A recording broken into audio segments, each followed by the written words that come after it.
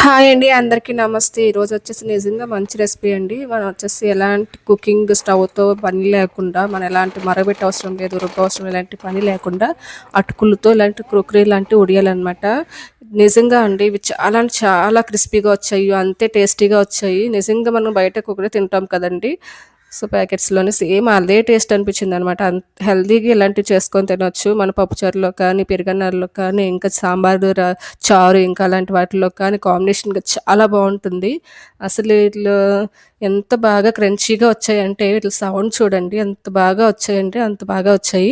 So, దీని process అయితే చూసేసేయండి. నేను ఒక దగ్గర చూసి మీకు చేశానండి. చాలా మంచిగా వచ్చాయి. ఒకసారి ట్రై చేయండి. ఫస్ట్ వచ్చేసి నేను 3/4 కేజీ అనమాట. 3 పావులొచ్చేసి ఇలాగా ఒక చిల్లుల గిన్నె ఉంటుంది కదా! ఎక్కువ మొత్తంలో కాబట్టి ఇలాంటి చిల్లుల గిన్నె తీసుకొని కిందన ఒక టబ్ పెట్టుకున్నాననమాట. బకెట్ పెట్టుకొని అదంతా వాష్ చేసేసుకుంటున్నాననమాట. అటుకులో డస్ట్ అనేది ఉంటుంది కాబట్టి ఖచ్చితంగా కడుక్కోవాల్సి ఉంటుంది. సో, అలా ఒక 2, 3 సార్లు గట్టిగా అదుముతూ కడుక్కోవాలి. నేను అటుకులు వచ్చేసి పలచని అటుకులు తీసుకోలేదు. మరీ గట్టి అటుకులు తీసుకోలేదు. మీరు ఎలాంటివైనా తీసుకోవచ్చు. నేను మీడియంగా ఉన్న సైజు అటుకులు తీసుకున్నాననమాట. మరీ పలచ అటుకులు కూడా కాదివి. సో, ఇప్పుడొచ్చేసి బాగా 2, 3 సార్లు వాష్ చేసుకున్నాక వేరే గిన్నెలోకి తీసేసుకుంటున్నాననమాట. కొంచెం కొంచెం వాటర్ ఉన్నా పర్లేదండి. వాటితో పాటు తీసేసుకుంటున్నాను. వేరే బౌల్‌లోకి తీసుకుంటున్నాననమాట. సో, ఇప్పుడొచ్చేసి బౌల్‌లోకి తీసుకున్నాను కదండీ! ఇప్పుడొచ్చేసి ఆల్మోస్ట్ కొంత అయితే నానిపోయిందండి. ఇప్పుడొచ్చేసి మనం ఏం చేయాలంటే, ఒక పావు వంతు కాబట్టి పావు వంతుకి ఒక గ్లాస్ చొప్పున వచ్చేసి నీళ్ళు జల్లుకోవాలనమాట మొత్తం. ఆ నీళ్ళని చల్లుకొని మరీ అటుకులు ములిగేంత వరకు నిండా నీళ్ళు ఏమి అవసరం లేదు. ఇలా ఒక పావు వంతుకి ఒక కప్పుకి ఒక గ్లాసు చొప్పున అనుకోండి. అలా వచ్చేసి గ్లాస్ చొప్పున నీళ్ళు వేసేసుకొని బాగా తడిపేసుకొని, ఒక మూత ప్లేట్ పెట్టేసుకొని మనం ఒక 10-15 నిమిషాలు మీకు భారీ అయితే ఒక 10 నిమిషాలయితే ఉంచుకోవాల్సిందే ఖచ్చితంగా. సో, చూసారు కదండీ! ఇలా వచ్చేసి కొంచెం వాటర్‌తో బాగా తడిపి ఇలా మద్దతు చేసేసుకొని సాఫ్ట్‌గా పెట్టేసుకొని, ఒక ప్లేట్ పెట్టుకొని ఒక 10 నిమిషాలయితే ఉంచుకున్నానండి. ఈ వడియాలకి మనం స్టవ్ వెలిగించాల్సిన పనే లేదసలు. సో, చూడండి నేనొచ్చేసి ఒక పావుగంట తర్వాత తీశాననమాట. చూడండి బాగా మెత్తగా అయిపోయాయి అటుకులొచ్చేసి. సో, ఇప్పుడొచ్చేసి మనకి ఇందులో కలుపుకోవడానికి బాగా ఉబ్బిపోయాయి కదండీ! నేనొచ్చేసి ఆల్రెడీ ఒక పిండి జల్లించిన ప్లేట్ ఉంటే కొంచెం వెడల్పు ప్లేట్ అయితే తీసుకున్నాను. మీరు ఒక పళ్ళెం ప్లేటు పెద్దది సైజులో ఉన్నవి తీసుకోండి. ఎందుకంటే ఇది బాగా కలుపుకోవాలి కాబట్టి. సో, నేను వేరే ప్లేట్‌లోకి ట్రాన్స్‌ఫర్ చేసుకుంటున్నానండి అటుకులొచ్చేసి. అసలు నిజంగా చిన్న పిల్లలైనా ఈ రెసిపీ చేసేయొచ్చండి ఈజీగా. చాలా బావుంటుంది. మనకు కావాల్సినప్పుడల్లా కుర్కురేలాగా ఫ్రై చేసుకొని తినొచ్చనమాట. సో, మనకు మిక్సింగ్ చేయడానికి ఒక ప్లేట్‌లో ఒక పళ్ళెంలో అయితే తీసుకున్నాం కదండీ! అందులో వచ్చేసి ఆ అటుకులకి సరిపడా వచ్చేసి ఉప్పు వేసుకున్నాను. ఉప్పు అనేది చాలా తక్కువ వేసుకోవాలి. మనకు నోటికి సరిపడంత వేసేసుకుంటే అది వేయించిన తర్వాత ఉప్పు పేలిపోతుంది. ఉప్పు కసంగా ఉంటుంది. నెక్స్ట్ వచ్చేసి ఒక 3 ఎండుమిర్చి అండి. కొద్దిగా జీలకర్ర అనేది నేను గ్రైండ్ చేసుకొని వేసుకున్నాననమాట. కొంచెం స్పైసీగానే ఉంటే బావుంటుందివి. సో, అందుకని చెప్పి ఒక ఎండుమిర్చి ఒక 3 వచ్చేసి బాగా ఫ్రై చేసుకోవాల్సిన అవసరం లేదు. నార్మల్‌గా గ్రైండ్ చేసేసుకొని అందులో వేసేసి బాగా కలిపేసుకుంటున్నాననమాట. దగ్గర ఒక 5 నిమిషాలు, ఒక 10 నుంచి ఒక 5 నిమిషాలు దాటి నేను బాగా కలుపుకున్నానండి. ఈ స్టేజ్‌లో కూడా మనం ఇంకా గట్టిగా అనిపిస్తే వాటర్ అనేది అలా చేతిలో తడుపుకుంటూ మనం అలా పిసుక్కుంటూ ఉండాలనమాట. అలా చేయడం వల్ల వచ్చేసి మనకి జారుడుతనం వస్తుందండి అటుకులు అనేది. మనం ఎందుకంటే ఆ వడియాలు పెట్టేటప్పుడు మన జారుడుతనం లేకపోతే ఆ వడియాలు అనేది విరిగిపోతూ ఉంటాయనమాట ఎండక ముందే.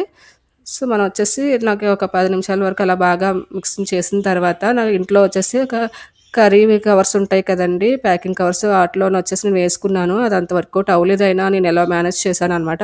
సో, మీరు ఇలా అటుకులు పెట్టుకోవడానికి మీరు నచ్చిన మోడల్స్‌లో పెట్టుకోవచ్చు. ఇలాగే క్రోకరీ మోడల్‌లోనే తిన్నగా పెట్టుకోవాలి అనుకునే వాళ్ళు మాత్రం ఆయిల్ ప్యాకెట్ కానీ, మిల్క్ ప్యాకెట్స్ ఉంటాయి కదండీ! వాటిలో పోసుకుంటే మనకి జారుడుతనం వస్తుంది. మనకి గ్రిప్పింగ్ బావుంటుందనమాట. అందులో వేసేసుకొని ఎంత పడితే అంత ముద్దనేది వేసేసుకొని వాటితో పాటు మనకి ఏ షేప్ కావాలంటే ఆ షేప్ వేసుకోవచ్చనమాట. మీకు ఇంకా జారుడు తక్కువయింది, వాటర్ తక్కువయింది అనుకుంటే మీరు ఇంకొద్ది వాటర్ అయితే ఖచ్చితంగా కలుపుకోవచ్చండి.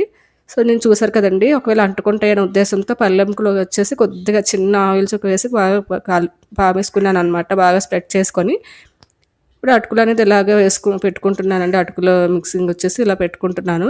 మీరు ఏ మోడల్ అయినా వేరే విధంగా అయినా కూడా పెట్టుకోవచ్చు. సో, నేను కొద్దిగా పెద్ద సైజు పెట్టేసుకున్నానండి. త్వరగా అయిపోతాయని చెప్పేసి. మీరు ఇంకా చిన్న సైజు ఇంకా సన్నగా వచ్చేసి మీరు ప్యాకెట్ కట్ చేసిన విధానం బట్టి ఉంటుంది.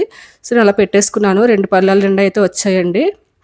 సో, నేను పెద్ద సైజ్ పెట్టుకున్నాను కాబట్టి 1 డేలో వచ్చేసి కొంచెం పై వరకు డ్రై అయింది. మొత్తం డ్రై అవ్వలేదనమాట. మార్నింగ్ 9 నుంచి ఈవినింగ్ 5 వరకు బయటే ఉంచాను 1 డే. సో, నెక్స్ట్ డే కూడా అంతే విధంగా మళ్ళీ 2 పళ్ళలో నుంచి కింద వేశాననమాట. ఇప్పుడైతే అంటుకోకుండా బాగా కరకరలాడుతూ ఎండిపోయాయి. సో, మీకు ఇంకా నాకు ఇంకా కొంచెం లావుగా పెట్టాను కాబట్టి మాకు ఎంత టైం పట్టింది 2 డేస్. మీకు ఇంకా సన్నగా పెట్టుకుంటే అంత టైం పట్టదండి. నాకు మూడో రోజు వచ్చేసి చూపిస్తున్నాను మీకు. చూడండి ఎంత క్రంచీగా, ఎంత సౌండ్‌గా ఉన్నాయో అసలు. చాలా బాగున్నాయి. చూడటానికి కూడా బాగున్నాయి. ఈ ఫ్రై చేస్తూ కూడా అంతే రుచిగా ఉన్నాయండి. ఈ వీడియో మీకు నచ్చినట్లయితే, ఈ రెసిపీ మీకు నచ్చినట్లయితే ఖచ్చితంగా ట్రై చేసి, కామెంట్ చేసి నాకైతే ఒక లైక్ అయితే ఇవ్వండి. షేర్ చేయండి. ఇంకా చాలామంది చేసుకుంటారు. సో, దీనికోసం వచ్చేసి ఆయిల్ అనేది మీడియం హీట్‌లో పెట్టుకొని మరి ఆయిల్ ఓవర్ హీట్ అవ్వకూడదనమాట. కొద్ది హీట్ అయితే సరిపోతుంది. సో, అందులో వేసుకొని నచ్చినట్టు వేసేసుకొని అటు ఇటు అలా కలుపుతూ ఉంటే మొత్తం బాగా విచ్చుకున్నట్లు ఫ్రై అయిపోతాయి అనమాట. చూడండి కొద్ది సైజ్ అనేది ఇంక్రీజ్ అయ్యింది కదా! సో, ఇప్పుడు వచ్చేసి వెంటనే తీసేసుకోవాలనమాట. జాలి దాంట్లో గరిటె ఉంటే తీసేసుకోండి, వెంటనే ఈజీగా అయిపోతుంది. సో, ఇలానే అన్నీ మనకి ఎన్ని కావాలంటే అన్నీ ఫ్రై చేసుకోవచ్చు అనమాట. మంట మాత్రం కొంచెం మీడియం ఫ్లేమ్‌లో పెట్టుకొని ఆయిల్ అనేది మరీ ఎక్కువ ఓవర్ హీట్ అవ్వకూడదు. ఓవర్ హీట్ అయితే వేసిన వెంటనే నల్లగా మాడిపోతాయి అనమాట. ఓవర్ హీట్ అవ్వకుండా చూసుకోండి. ఇప్పుడు వచ్చేసి నేనైతే ఇలా కొంచెం అయితే మీకు ఫ్రై చేసి చూపించానండి. నాకైతే చాలా చాలా బాగా నచ్చాయి అనమాట. మీరైతే తప్పకుండా ట్రై చేయండి. సో, మంచి కలర్ఫుల్గా ఫ్రై అయ్యాయండి. ఎందుకంటే మనం ఎండుమిర్చి కూడా గ్రైండ్ చేసి వేసుకున్నాం కాబట్టి మంచి కలర్ఫుల్గా వచ్చాయన్నమాట. ఇందులోనే వచ్చేసి కొంచెం అప్పటికప్పుడు తినడానికని చిన్న పించ్ ఆఫ్ సాల్ట్ అనమాట. ఎక్కువగా వేసుకోవద్దు. మీరు చేత్తో అలా స్ప్రెడ్ చేసుకున్న బాగానే ఉంటుంది. కొద్దిగా కారం వచ్చేసి అలా స్ప్రెడ్ చేసుకున్నాను అనమాట. వీటిని ఇలాగే కాకుండా ఇంకా మంచి రెడ్ సాస్లు ఉంటాయి కదండి, టమాటో సాస్ కానీ ఇంకా రెడ్ చిల్లీ సాస్ కానీ ఉంటాయి కదా, వాటితో ముంచుకొని తింటే చాలా బాగుంటాయి అనమాట. స్నాక్స్ కింద కూడా తినొచ్చు. And thanks for watching.